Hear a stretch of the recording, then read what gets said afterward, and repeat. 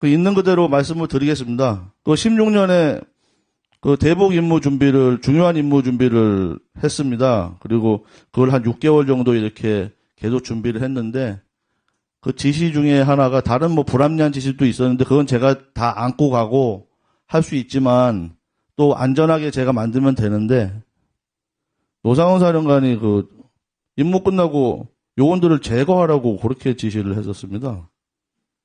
그래서 어떻게 제거하냐 하니까, 폭사시키라고 그랬어요. 폭사.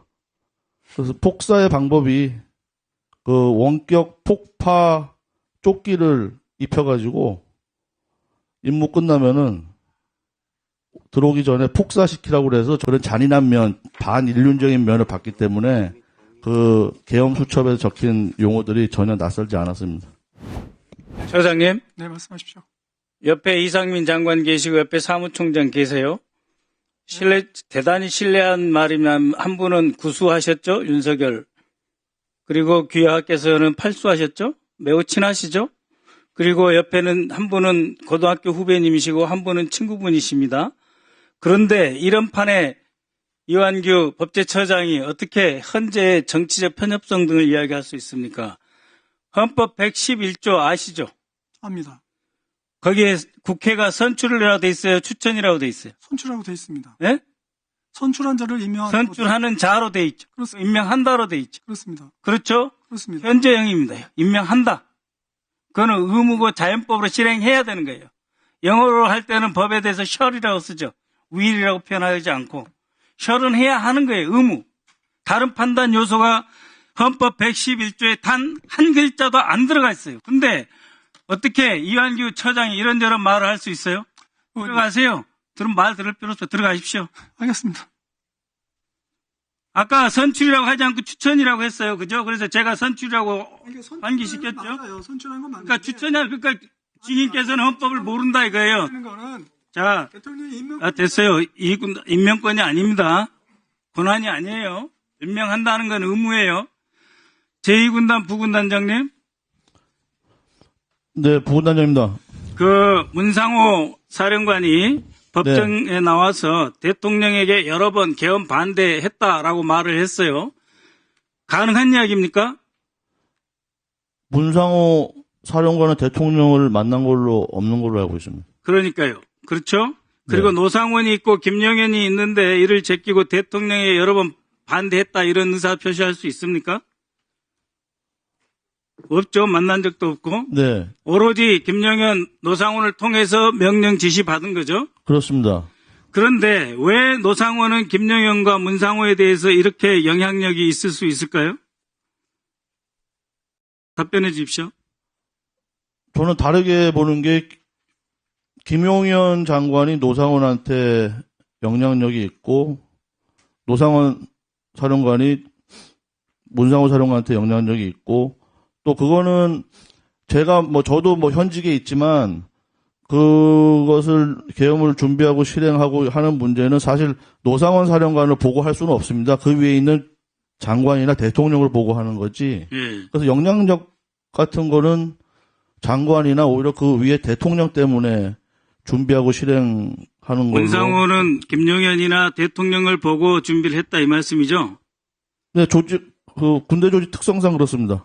그런데 왜 노상호는 이렇게 우리 상상 밖의 일을 준비할 수 있을까? 이건 그 주민의 경험상 이 사람은 상상 밖의 일을 할 수 있을 것이라고 판단하는 근거가 있습니까?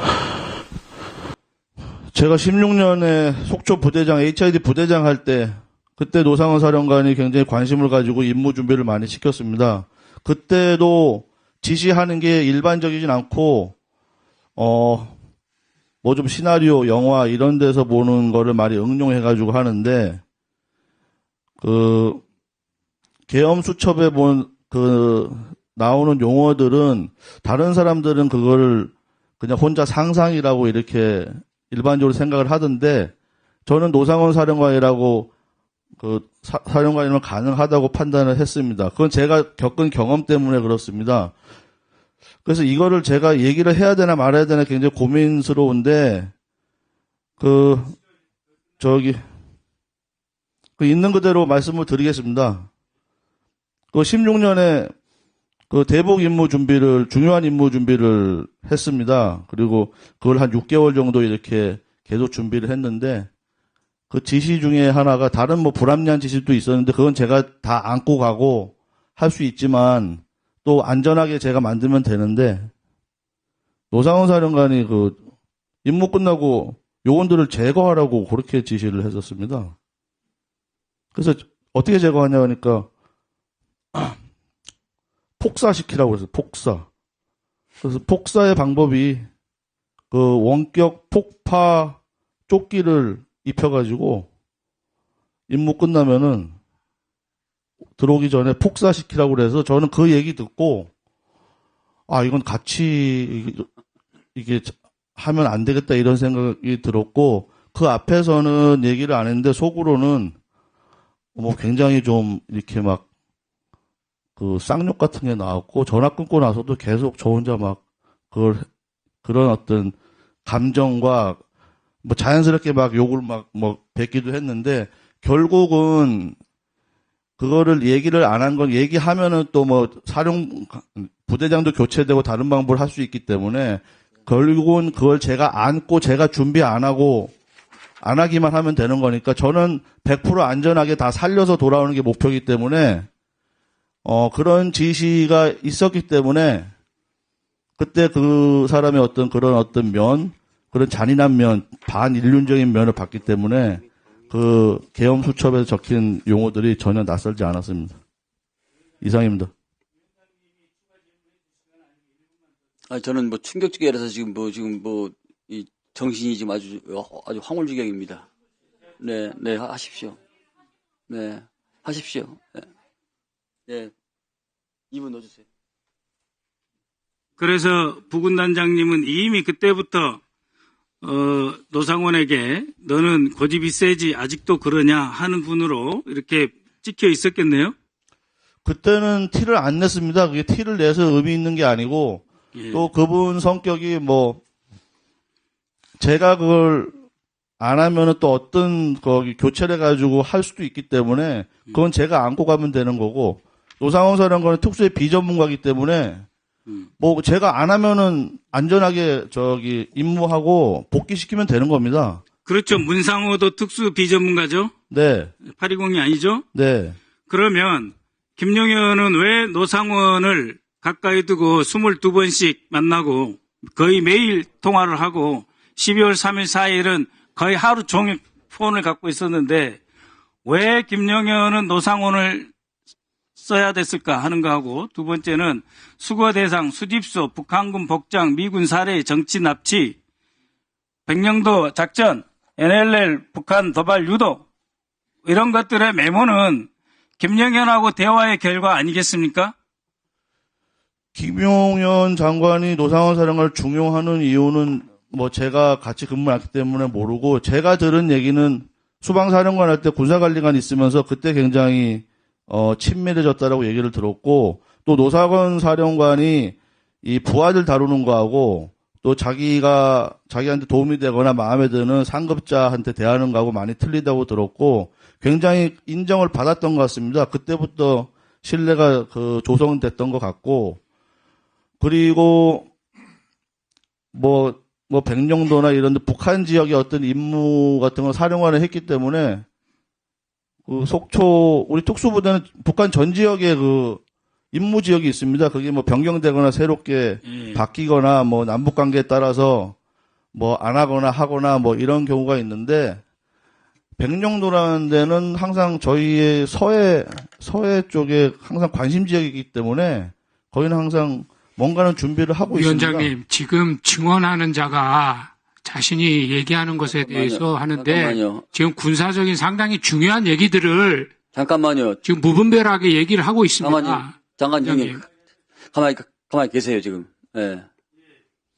그러니까 저는 임무의 내용을 얘기한 게 아니라 HID가 우리가 다른 야전 부대도 마찬가지입니다. 북한에 다 작전 목표가 있고 또 그런 계획이 있기 때문에 우리는 북한 내륙, 서해, 동해 우리의 어떤 그 계획이 있다는 거고, 그건 당연한 겁니다. 작전의 내용을 얘기하는 게 아닙니다. 그리고 백령도라는 것은 그 서해의 당연한 관심 지역이기 때문에 저희도 관심을 가지고 있고, 그래서 노상원 사령관이 사령관을 했기 때문에 그런 부분에 대해서는 알고 있고, 또 현재 진행 여부에 대해서는 그 문상호 사령관한테 만약에 뭔가를 확인했다면 확인하지 않았는가, 그 얘기를 하는 거고, 저는 작전의 성격이나 내용이나 시기나 이런 거에 말씀드린 게 아니고, 거기 어떤 부대든 어떤 특수조직이든 북한 안에 다 자기 임무나 임무 지역이나 임무 계획은 다 있기 때문에 그런 일반적인 사항을 저는 얘기하는 겁니다. 이상입니다. 네, 그렇습니다. 우리는 ITO로서 사전 계획하게 되는 여러 가지 갖고 있는 거예요. 그건 우리 작전의 기본입니다. 그런데 편리 등 몇 가지 지점이 나옵니다. 그리고 위동도 나오고 이런데 HID가 나와 있고 또 서해에서 처리하는 장소로 특정이 되어 있어요. 그런 모든 점이 이것은 상상의 세계가 아니라 실행의 영역으로 김영현과 세워놨다 이렇게 보는 것이 맞겠죠. 그리고 존경하는 이렇게 진심입니다. 존경하는 장관 대리님께서는 화내지 마시고 작전 파트하고 정보 파트는 다르지 않습니까? 그렇기 때문에 화내지 마시고 지난번에도 제가 HID 바깥에 나와 있는 요원 안 들어갔더니 화내고 있는데 화내지 마시고. 자, 마무리해 주세요. 모르는 부서가 많이 있어요. 제 직속인 부서도 제가 모르는 부서가 있어도 제가 아는 체 안 하는 경우도 많이 있습니다.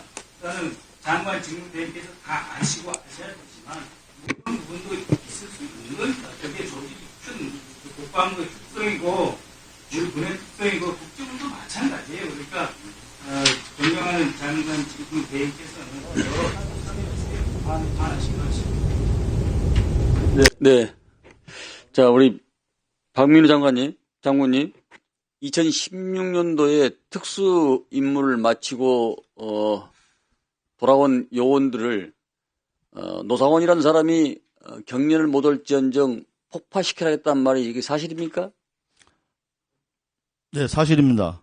사람이 물건입니까?